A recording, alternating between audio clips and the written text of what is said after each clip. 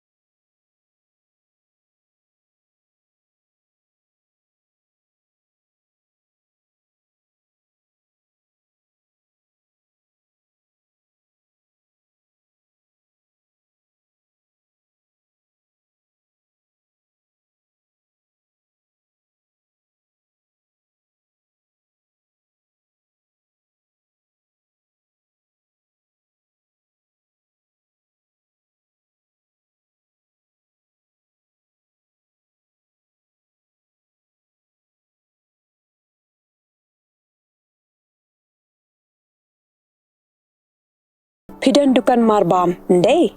Compare, laka berid, kaba pidi harut surok, ni kaba he, kum ki restaurant, bat kiway, ni pishat roti, shat cake, bat kiway, naka benta ka koit kakya, jongi pat ba, nong bam nong di. Pat ba pinyo ka jing shanya, naki, pidon kam bandon deka license, kaba paka, kabala itho daka an, kata, ka Food Safety and Standards Act, arajar henril, link back a section, lai puway, iway. Kamde ka ba bapinyo ka license, pila ba na apply ko online, link ba ko website, foscas.fssai.gov.in, da ka ba pihap pan upload ru, ikot kisla ba dan kam, kat kum ka judging kam, jong pi.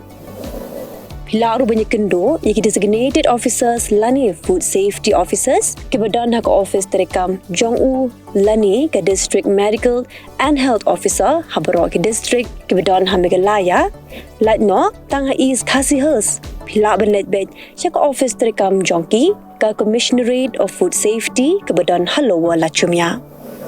Nakabenta ka koit kakya, kinong bam nong di, lawan Rasha P, daga Commissionerate of Food Safety, Government of Meghalaya, Bat Balakrishnan, daga Food Safety and Standards Authority of India.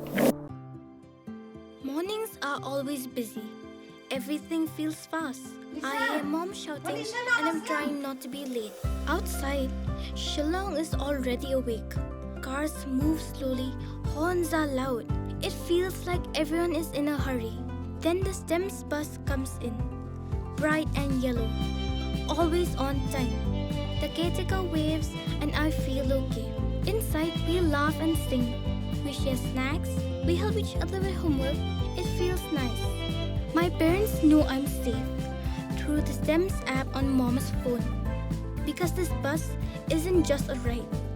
It takes us to school with friends and a little bit of hope. This is STEMS, our ride, our future.